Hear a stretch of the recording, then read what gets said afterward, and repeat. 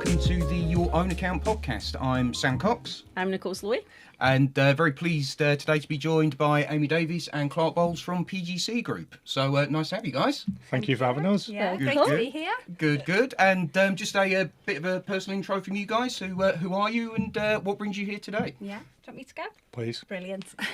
So I'm Amy Davies, Managing Director of PGC Group. Been in the UK contractor market for about a decade now. It's changed a lot in that time. And we're looking forward to diving into that. But I've mainly been focused on the international market, specifically the US, for coming up to nearly 3 years now. So yeah, so delighted to be here and chat all Lovely things to US. have you. And yourself, Clarke? I think you've just stole my thunder there. So my name's Clarke. I'm the Commercial Director at PGC Group. Sort of cut my teeth with recruitment agencies working for one of the UK's largest contractor accountancy and contractor payroll companies. Really there I learned a lot about the UK payroll market, got my grounding for what was and wasn't compliant and the way recruitment agencies worked, and then moved to PGC around 12 months ago. And never look back on the US market, like a lot of our recruitment agencies. I mean, it's fascinating project to get your teeth into. I'm sure it's been really tough, those US adventures that we see on LinkedIn all the time. Is awful, honestly. That's Not what I tell envious my at all, but no, I mean, in terms of your backgrounds, always interesting to sort of learn what brought you to recruitment. Obviously, no one really grows up wanting to be in the recruitment industry. So maybe, Amy, if we start with you, what got you started in recruitment? Well, it's funny, actually. I was talking to my Uber driver this morning. We randomly fell upon, we both started our careers in hotels, which is crazy when you think where I work today. But I started out for Marriott Hotels and went into like an operations compliance role, moved on to BT for one of their corporate joint venture partnerships and did operations and compliance and a few other things for them. And then was approached about a role at the previous company Clarke referenced, which was Optionus, to run kind of the back office of their umbrella business. And I can tell you now, I didn't even know what an umbrella company was. I didn't truly understand the recruitment as a business model, was familiar with recruitment, but didn't really understand the business model. So I was a complete novice, and that's how I entered the industry. I knew absolutely nothing, but kind of my passions were around, you know, good operational processes, people development, and compliance running through each of those things. So was that stuff that you brought from your previous roles? Yeah, it was. Although the compliance landscape, you know, when it comes to UK contractors and recruitment is very different from anything that I did in the past. So I had to learn fast and know it really well. And I think one thing that I learned pretty quickly is that if you're going to be in this industry, you have to work really hard to be an expert. You know, surface knowledge just doesn't cut it. Yeah. And, you know, if you want to build true relationships with, you know, C-suite level recruitment business founders, then, you know, you've got to put the hard yards in and really understanding your market.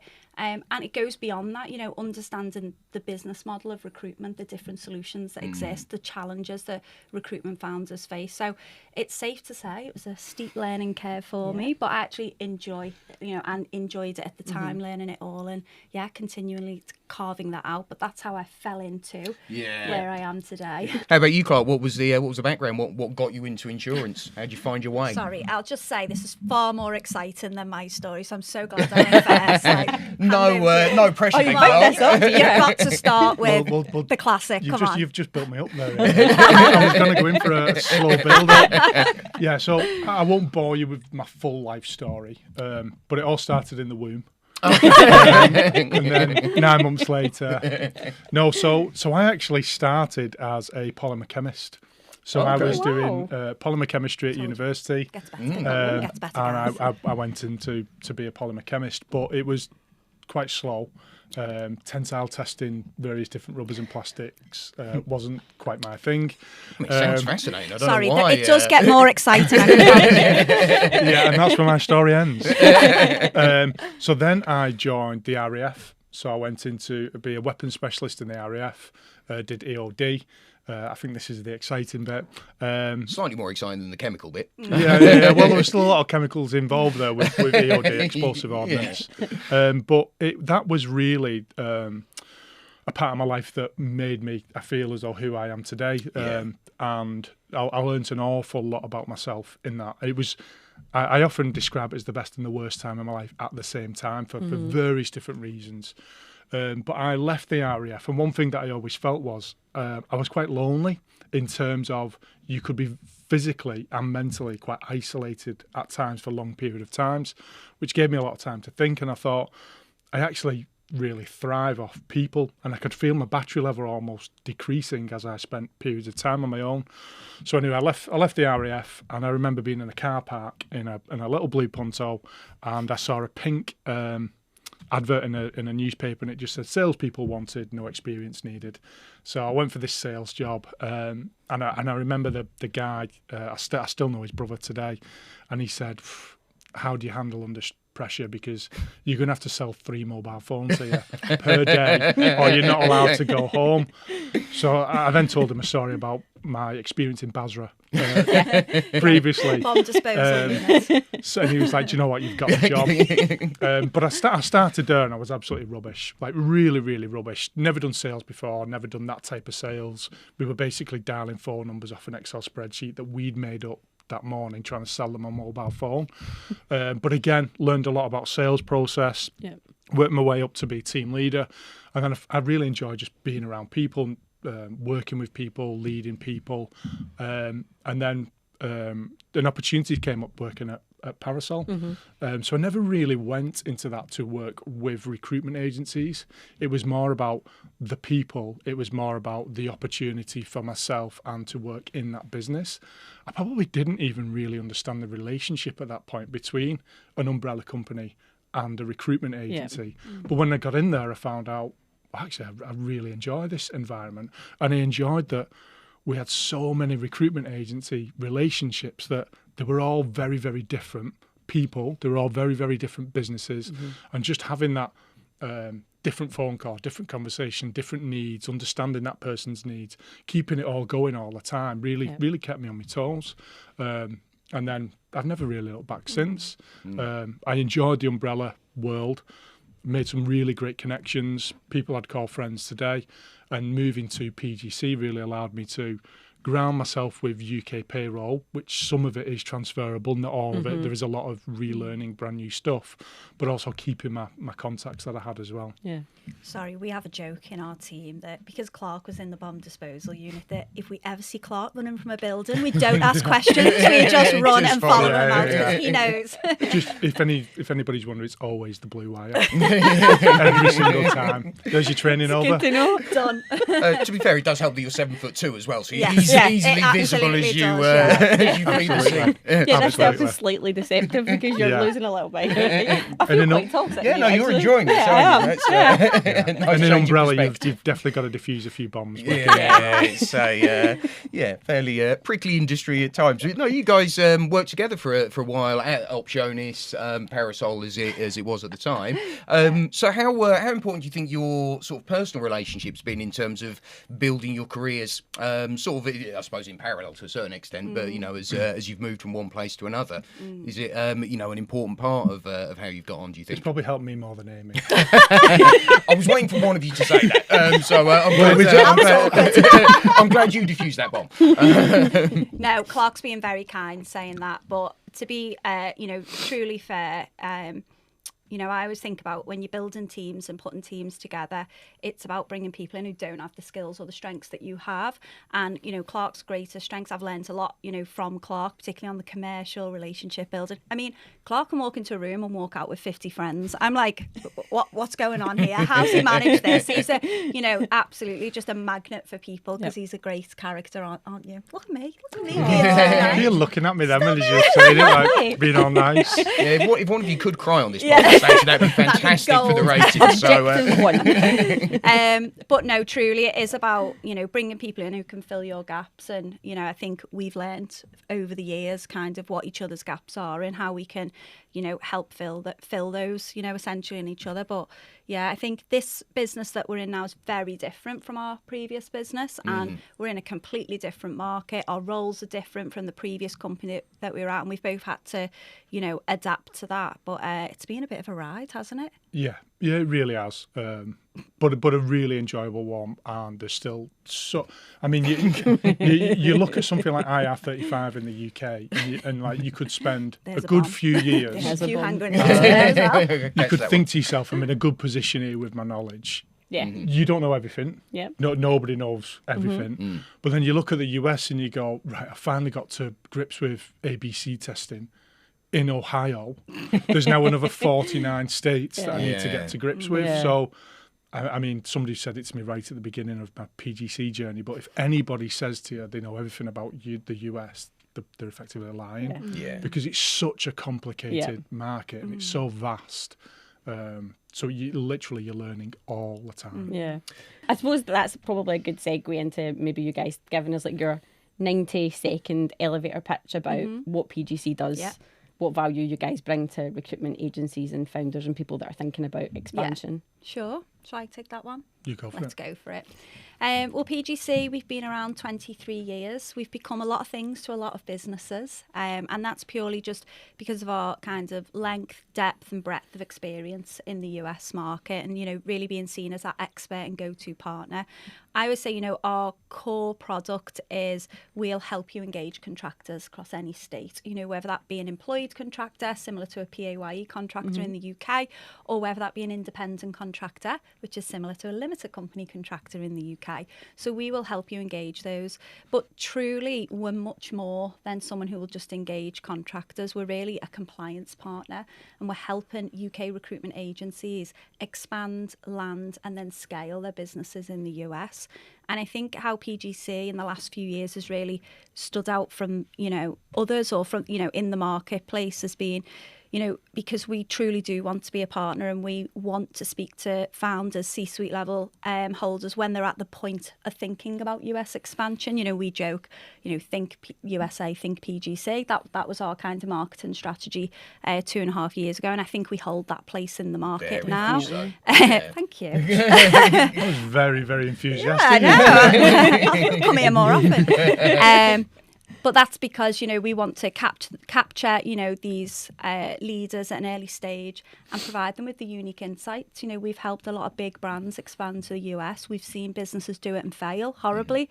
We've seen businesses make classic mistakes, but we've also seen businesses do it really, really well and, go on to be great, successful businesses. And I'm not going to brand drop whilst we're on the podcast, but we have that unique insight and we're able to share that. And so I think today we're kind of known as expansion specialists for the US because we do have the blueprints to expand to the US, whether recruitment agencies want to do that from the UK initially or whether they want to jump straight in and open offices in the US. We're there to provide advice and guidance and become that partner for them. So, we're in it for the journey, as you say. Such an exciting time to get involved with businesses as well. That expansion piece that they're looking at and all that enthusiasm that comes with it must be really sort of galvanising as a business. And it's so great. You'll speak to someone who, it could be a CFO who's been charged with the strategic objectives and US expansion is on there. It could be a really ambitious CEO who's, mastered, his part or her part of the UK markets, now thinking about, international markets next. And to go from that embryotic conversation and to point them in the right direction, give them advice and guidance. And, I've got clients now, 2 years down the line, who've got multiple offices, generating millions and millions of dollars in the US. I've got clients who've gone on to have their business sold. And you think, wow, I was like one of the first people to speak to them about the market, and here they are now. And to witness, the phenomenal journey that some of these recruitment businesses go on. And actually, one of the main reasons that they go on to, sell these businesses or get equity investment is because it's a compliant business and because they've de-risked the business because of how we've helped them shape their business. Like for me, compliance, operational, girl at heart is like tick, tick, tick, ticks all my boxes and keeps me thriving. It's the same in the UK as well, though, in terms of the businesses that we work with from a compliance angle. That particularly when you're looking to scale a business and potentially move towards sale or exit, that compliance piece just becomes more and more important. So starting people off in the right foot. That's it. In the States is a valuable thing. We're not, when we sit down and with any recruitment business, we're not asking how many contractors you think you're going to payroll. We're actually, that's just so far down the line for a lot of these people, you know, are saying, what are your long-term strategic goals with the business? What's your intention? And, you know, when they say, I want to grow an American business, then that's great, you know, because we can help them do that, especially a compliant one. And then others, you know, will say, I want an exit event and I want to drive value. And the US market being the market that it is, largest revenue share globally for staffing, once you can demonstrate competency and capability in that market, then the valuation of your business is far higher than if you were to remain in one market, you know, whether that be UK, Germany. I would say, you know, I'm a big fan of the UK market. I think people think she's turned from the market. But, you know, demonstrating competency, capability in multiple markets, you know, is always going to drive up the value, but particularly the US, with it being the market that it is, you know, the sheer scale of it, even more so. Yeah, obviously huge economy brings huge opportunity there. But I suppose in terms of the mindset and the characteristics that would make someone successful in there, what do you think are the key sort of ingredients for a business going to the States and making a good go of it? First of all, it's about a mindset. It's changing the mindset from UK to US. So it's understanding the market intrinsically and, you know, not necessarily assuming that what works in the UK is going to work in the US. You know, we often talk about pricing. A lot of clients will take the pricing strategy from the UK into the US, and it's fundamentally different. Clients are biting their hands off, by the way, because they've totally lowballed. that is a genuine issue, isn't it? In the absolutely. sense that the margins in the US are that much higher. That's it. And, you know, and that's a conversation that we'll have around the pricing strategy, you know, just to like give them that understanding before they actually think about executing a plan. But yeah, understanding the market, having a solid plan, you know, a plan that's based on research, it's based on other people's experience and mistakes. And then the third, you know, most importantly, is having the right people to execute the plan. I've seen businesses have fantastic plans, but they haven't got the talent to execute it, and it fails pretty quickly. So they're kind of the, you know, the three things that I would say. And obviously fourth is have the right experts around you to help you along the way. Invaluable expert support. But no, I mean, in terms of that talent piece, what sort of what's the first recruit that a business would generally look at if they are going to expand into the US? Is it a sales function? Is it more of a back office piece? Is there a general rule? Always sales, especially in recruitment. Typically, you know, when we're talking to clients, they'll incubate a team in the UK. But what we always say is you really need to identify early on a leader or a potential leader who is happy to relocate to the US and help build the business there. You know, what's important is that that team you incubate in the UK is essentially building the business from the UK, but they're also being ingrained with the culture of the business and how they like to do things, because you're going to go and create a satellite office, you know, over in the US, and you want that culture to carry on. You don't want to lose your culture.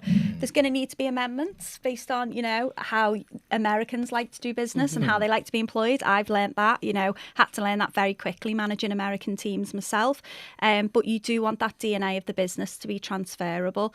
And so picking out that right leader or someone with the potential to be a leader to go and then recreate what you've done in the UK and the US is important as well. Have you got anything to add to that? Yeah, no, I completely agree with everything you've just said. When we're talking to our clients or future clients, really there's two options for them. One we've called recruit from afar, and the other one is land and expand. So we generally find that all recruitment businesses will start from a recruit from afar model. They can dial into the US effectively from the same office, the same kitchen table where they are today. Same costs. Exactly the same cost, changing a phone number. We'll give them the advice on what they need to do that effectively in the right way and in a compliant way. And then after a period of time, they move to the US if they wish, opening up that entity. And that's where it's good to incubate that team, move them across so they do carry the culture, the values, and really, because they're going to be growing your US team. But initially, effectively, because of the question around hiring, they may not even need to hire anybody. They may be able to use the same internal sales resource that they have today, who then operates, and then as things grow, they're then hiring more people. But it's always salespeople at first. So really, all you're doing is exponentially increasing your market by attacking the US in the same way that you approach the UK. So and again, I think it just depends what that leader wants. You know, we'll speak to some leaders and you know, maybe they've struggled in the UK market and they actually need to claw back loss of revenue this year. And so they're looking for quick wins where they can do that. And they know they've got UK clients with American offices and they can tap into that quickly, you know, with their existing resource. Then you'll have someone else who's like, no, I want to grow an American business. And, you know, again, those two models work, but what you invest in them in terms of costs, resource, effort, time, sweat, blood, tears, just thrown into the mix, really depends on what the end goal is. Yeah, no, it does make a lot of sense. On the business culture point, obviously you guys talked a lot about kind of the agencies making sure they're really fostering their culture when they're creating those kind of satellite offices. What's the biggest thing that you guys have learned about the business culture in America? How do agencies, how do clients, how do workers actually work from a culture perspective in the US?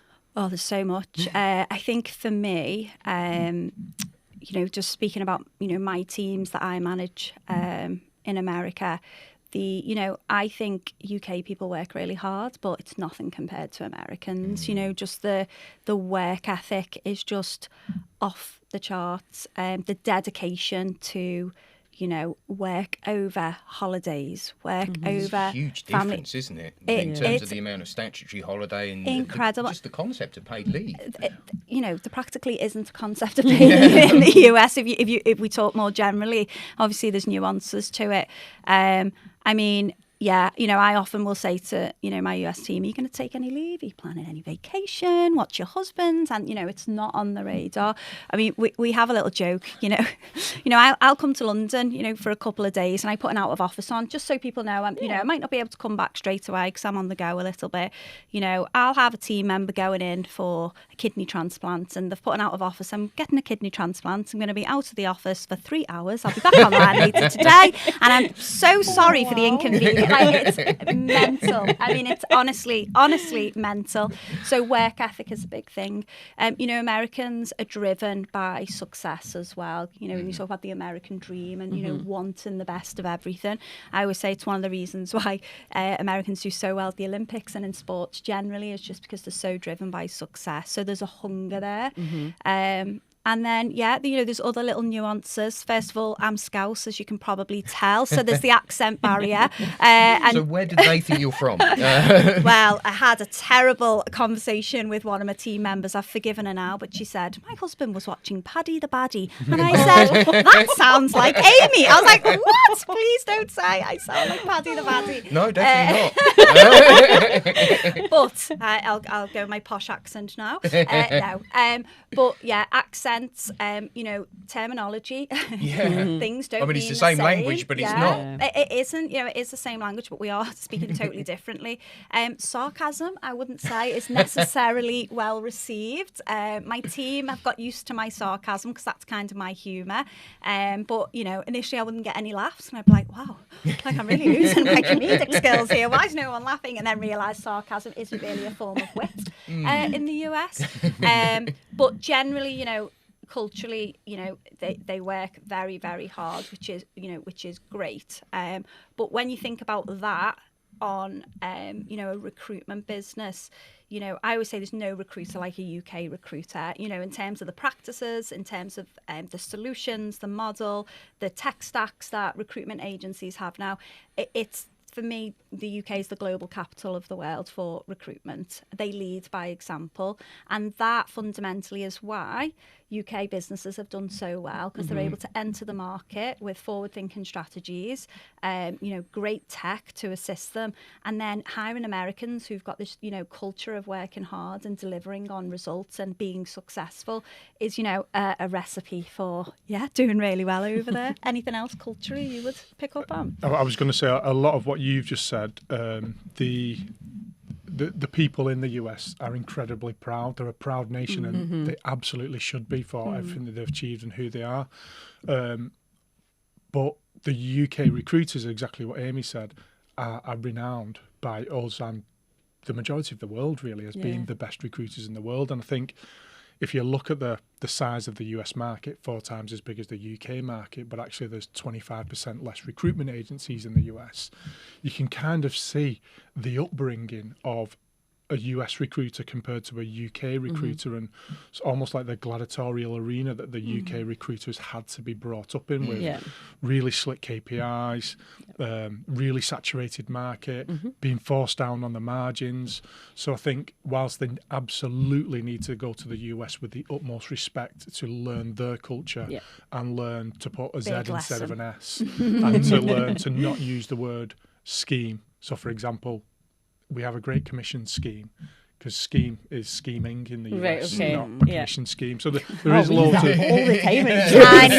Tiny things. So there's loads of things that that they absolutely should and do respect when moving over. There's a lot that they should be proud of themselves and bring across as well, and keep that work ethic and those KPIs, because they will be quicker in the majority of cases and offer better quality. So, I mean, to the point that you were making earlier about the fact of if someone tells you they're an expert in how the US do things, they're lying, because there's potentially 50 different states and countries, or, units within that US.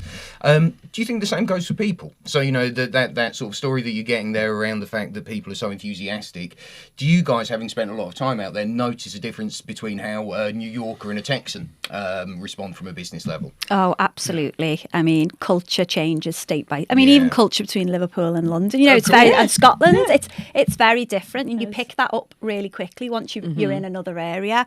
It's absolutely the same. And why that's important for recruitment agencies is typically when it comes to your business development strategies. How are we going to get into this state? How are we going to win business? And I mean, I've said this a million times, like the classic example, but if you're going to be targeting businesses in New York, they're going to want you in, elevator pitch, get in, get out, we'll call you, don't call us. And, they want to know what you're selling and get straight to the point. Whereas if you maybe target a client, say in Florida, you're probably going to take them for a round of golf. They're going to want to know all about your family, what the kiddies are up to. And, they'll tell you all about yours, and they'll really want to develop, a tangible relationship before they'll engage in business with you. But one thing that is true across all the states that a lot of our clients' feedback is, once you've got that relationship, again, you've tweaked your strategy state by state. Once you've got it, clients are typically loyal. And as long as, you're still performing well, delivering a great service, clients will stay with you, and they're more likely to sign up on an exclusivity basis. They're more likely to sign up on a retained model, rather than the transactional style relationships you would typically find in the UK. Mm-hmm. And have you got any favourite spots in the US to do business? You go first, where wins? Taking all of the questions. Well, no, I was just going to say, Amy will probably say California, but for a holiday rather than from an employer legislative point of view. But I mean, Austin, Texas for me. There's more Fortune 500 companies now in Austin than what there is in New York. It's a city on the up, isn't it? It's its own country, arguably. By it is. Texans view it that way, don't they? They absolutely do. I was in a taxi actually going past the Capitol building, and the taxi driver, who referenced himself as a true Austinite, drove me past it out the way and just said, just so you're aware, that's taller than Washington DC. 5 inches, because we do everything bigger in Texas. But yeah, absolutely amazing city. I mean, the whole of Texas is fantastic. But Austin in particular, we've got our headquarters in Austin. Just absolutely loads going on. Tech hub, great food, amazing food, smoked meats, barbecue. The barbecue is. I think one thing I have noticed is you will get somebody in the UK who says, I want to conquer the US. We then drill it down to a state, and they'll look at the facts and figures, and potentially they'll end up in a state, for example, like Charlotte, and then they're doing a recruit from afar model. And then when they finally open an entity up there, actually the culture may not have been what they thought, and they may not be able to see themselves living there long term. So I think one thing that I would always advise everybody is you've got to get on a plane. You've got to go over there and experience it yourself, and think not just about your revenues today, this week, next week. You've got to think about your long-term goals as a business. What do you actually want to achieve in 5-10 years time, because it could change the decisions you make today. Yeah. That's it. I think, when you're thinking of states, I mean, I would say California, just because it was amazing. One of the best states I've ever been to. Would I open a business there? Not so sure. It's probably the diva of all 50 states. Equally, Hawaii was amazing, but that's way too far away to be doing business. So again, when we come back, but again, there's lots of reasons to pick lots of different states. And usually, you will look at things like corporation tax. You'll look at income tax for the recruiters who are going to be living there. What's the talent like? Am I able to attract it? What's the concentration of my target clients? So all those big key questions. But when we spoke earlier about, that key individual who's going to go over and lead, they have got to thrive. So, and not just from a work perspective, but from a life perspective as well. Because if they're not thriving and happy, your business is not going to thrive. So exactly like Clarke said, it's important that you involve that leader in the decision of which state to pick. Because they've got to enjoy it. They could be in the best place in the world, but cost of living is so high, they now live 2 hours out of city, and the commute is too much for them. So honestly, there's so many little factors that go into it. But if I was a business owner and I was expanding to the US in recruitment, I right this second would probably go for Florida.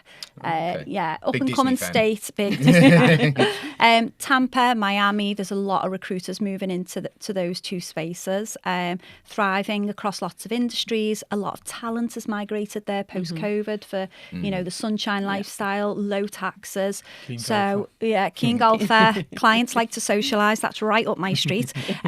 So I would probably consider Florida before your more common states such as New York, California, as we've said, and Texas. So you guys do a lot of support in terms of that market expansion piece for agencies thinking about, or like you say, at that point of thinking, can we go to America? What does America look like?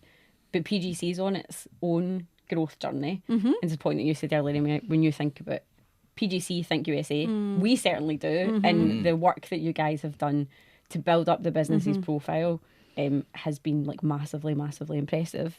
And Clarke, you touched on it a wee bit. Social media and LinkedIn is such a big part of what your strategy is from a marketing point of view. Yeah.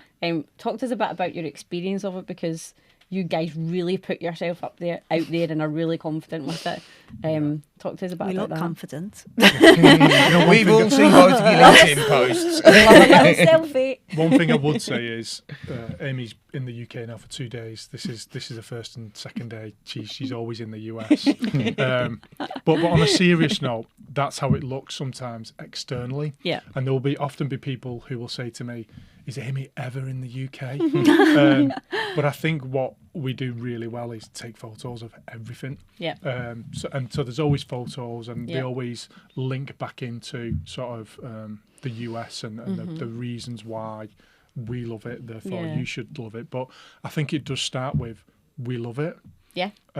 Like genuinely we love it. And then that just sort of flows externally. Yeah. If you look at all of our marketing, it's really around the opportunity that's out there. Yeah. We're very rarely selling the very end crux of what we do. Yeah. And that's because we really thrive off selling the opportunity and the solution. The rest of it comes second. We want to do what's right by the person and really understand what they want to achieve, and we can help them to achieve that. And that's really the seed of all of the marketing. Yeah. And I think that's why it does work so well. That everybody's passionate about it and loves what they do. They're very enthusiastic about it. They're talking from the heart, but we're also really talking about the opportunity and the solution, rather than just selling a product that potentially somebody doesn't need. I mean, yeah. I think for me, it's, hey, we want to provide advice, guidance, expertise, and, LinkedIn is a platform where our target audience exists, where they work, where they live, where they thrive. And so we can share that quite frequently and fluidly. But actually, how we share it, we want to share it in an authentic way.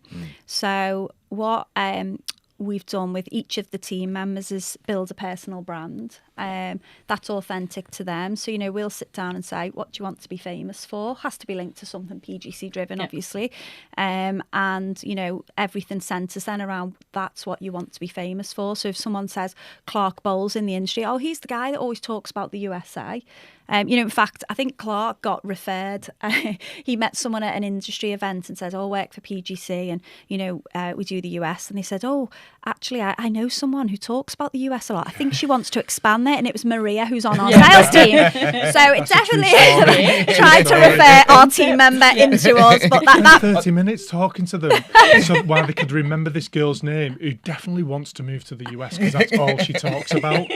And then I finally got it. It was like, Maria. I was like, oh, she works with us. I think that means you've completed the game now. You've spoken to everyone and you're just referring yourselves back to yourselves. But it is that, what do you want to be famous for? And then what parts of your life are you willing to show? So, you know, like for me, yes, I lead this great business. Yes, I do travel a lot. That is the nature of my role. But there's more. I'm a Scouser. I'm proud to be from Liverpool. I'm a woman in leadership. I have 2 kids that I juggle. You know, my husband has a career as well, and we manage that. And so they're all things that I'm willing to share because, yeah, it's great if someone wants to get in touch and talk about the US, but ultimately how I do life and how I build my career, I want to be true to myself and be authentic. And if people can see that and, you know, learn what to do or what not to do by things that I share, then, you know, I see that as, you know, a massive positive in terms of our journey, because we're all on an individual journey, and then we've got the company journey as well, and bringing those 2 things together. So I think our team's done a phenomenal job of building each of their personal brands on LinkedIn. You know, some are more confident at it with others, and that's okay because we've got to be authentic to who we are. But we also generate business through it because people do then know you for that, and then they reach out and say, can we have a chat? And it goes from there. So it's been phenomenal for us. Was that always part of the strategy in terms of your LinkedIn approach and that sort of identifying your own personal brands for everyone within the business, or is that sort of a success strategy you stumbled across through trial and error? It's definitely been part of the strategy, but the reason it was part of the strategy was for exactly what you just said, because we just started to see, hey, this works, but it's working organically. It's not forced. These aren't sponsored posts. It does feel organic, the posts that you guys put out there. You know, I would agree with that. We do try to make it, you know, definitely that way. You know, I also cringe at myself as well, just to get that out there. You know, sometimes when I'm posting a selfie, I'm like, ugh, like I'm actually like hovering over the post button. And honestly, like I've got 2 sisters, and sometimes they'll be like, what on earth have you posted on LinkedIn? Like, why are you saying that? Because they're in a very different world. You know, they don't quite get my world, and that's okay. You do have to get over yourself. So, you know, even doing this today, you know, 3 years ago, I'd have been, I don't know if I, you know, got the confidence to do a podcast, but I've got over myself enough now to just get comfortable in my own skin, be authentic and share the journey. We do pick up on that sometimes with Amy, which is why when we use internal presentations, we'll use one with Amy, like with her eyes closed. Cringy pictures. To be fair, I find that charming because I'm exactly the same. That idea of posting and putting your life out there on the online permanently is a bit unnatural to me. But no, I'm very much the same, I think. You're in the infancy of your LinkedIn brand personal profile. Yeah, we've engaged someone to help me along the way to become a little bit more LinkedIn. You guys, we're getting there. You were doing it before us. Yeah, it for us when we did it at the time, a big part of what we wanted to do around IR35 reform was to bring the people a voice, that education, the thought leadership. And that's been really, really key for our success over the last couple of years. So to your point in terms of standing in a room, speaking to someone else and the person's talking about Maria, we've had similar experiences of that where invariably it's Seb because he's the man that's known for all things IR35.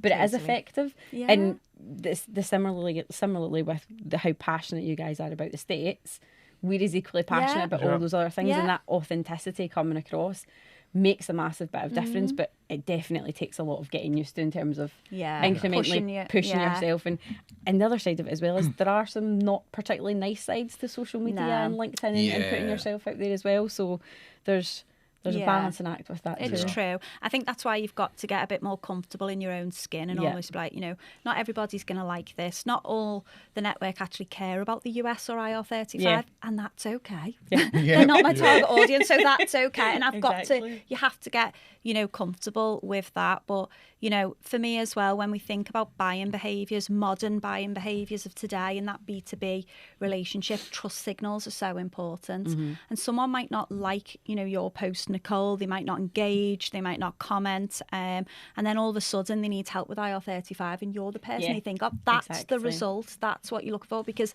they've been seeing it and it's been building up trust signals over time that Nicole knows what she's talking about when it comes to IR35. That's the secret part that nobody really realises that builds over time, is that trust signals have been built and therefore the buying behaviour sways towards you. Yeah, it's definitely been effective for us in that way. Not that we do it for the likes, but sometimes I will be at an event and somebody will say, oh, hey, Clarke, how was your trip to Austin? I'm like, how do you know I've been to Austin? So you've looked at my links. And then I'll be like, but you didn't like my post. So you read it, but you didn't like it. What's the most amount of likes or impressions you've ever had on a LinkedIn post? Do you know off the top of your head? I don't know. I can tell you a very quick story about one of my team members, Will, who went viral with one of his. It wasn't my post, but I will claim that I'm the friend of the person who did the viral post.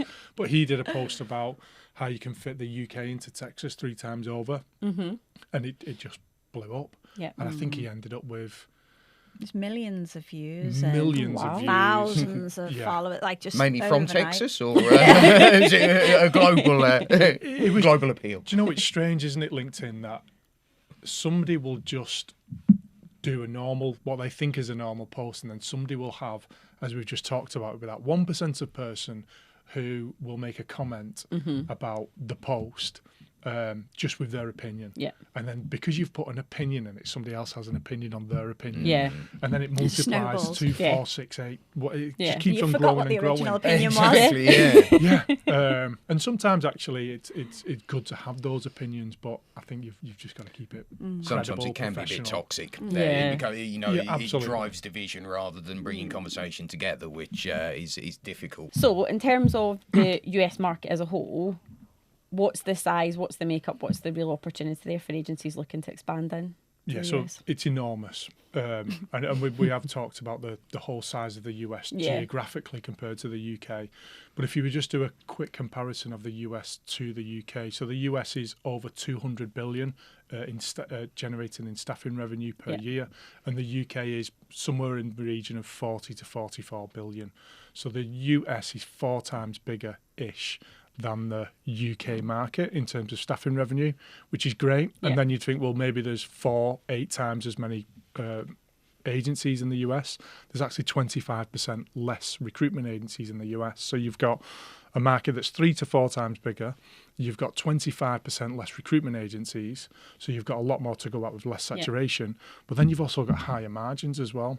So in the UK, recruitment margins could be anywhere between 10 and 25%-ish. I mean, on average, we're probably seeing 30% margins in the US on higher rates of pay. So our average rate of pay is around $79 per hour. So you're getting a double whammy, a triple, maybe even quadruple whammy there of a bigger market to go at that's less saturated with higher margins on higher rates of pay. I have been told this directly from a couple of leaders that if they was to set up a recruitment agency today from scratch, they wouldn't even open up in the UK, because why would they when you could still sit in your office in Essex or wherever that may be and dial into the US with that market. It's just making sure that it can be quite daunting. It can be really daunting when you think it's 50 different countries, different taxes, different legislation, quite legal, a lot of stuff going on there. You've got to get your terms right. You've got to make sure that there's all ifs, buts and maybes and ands. But with the right partners, we can help you to be a great success in the US. It's hard work. There's a huge opportunity there, but the world's your oyster and it's yours to take in next year or whenever you feel the time's right. What's one kind of key piece of advice each of you would give to a recruitment founder who's toying with the idea of North American expansion? Okay. So I would say preparation. You can't just go to the US and think, because it's such a big market, I'm going to smash it without any preparation.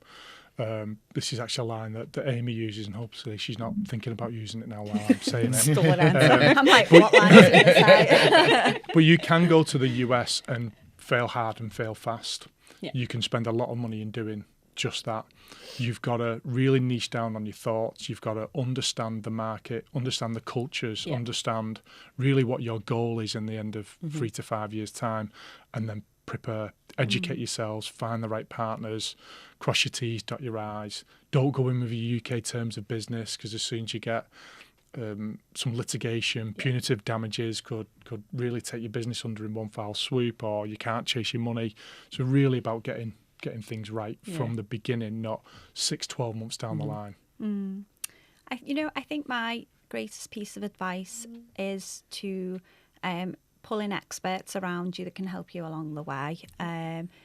Even ourselves, we like to think we know a lot about the US, but we only know so much. And so the minute a conversation with a client is, maybe you're into tax, or maybe it's even into immigration, it's like, right now you need to speak to an expert in this. And it's being able to hand them over to the right experts and being willing, to invest in those experts, because it will, definitely help you longer term, but get you set up in the short term.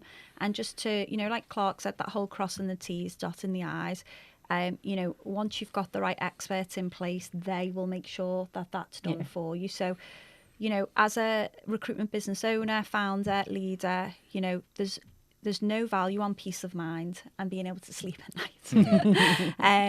And so by having the right experts in place, it certainly contributes to peace of mind. So, even like, insurance, for example, I know we refer a lot of clients to you guys on that front, but there's so many different areas: insurance, tax, accountancy, immigration, even, picking an office, all those types of things. It's about having the right experts, because you'll get there quicker.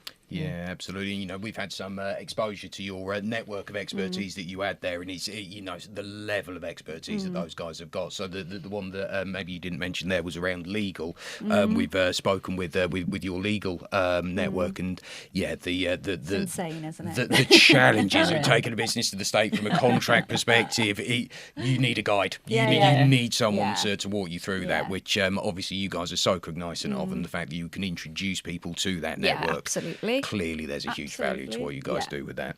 Yeah.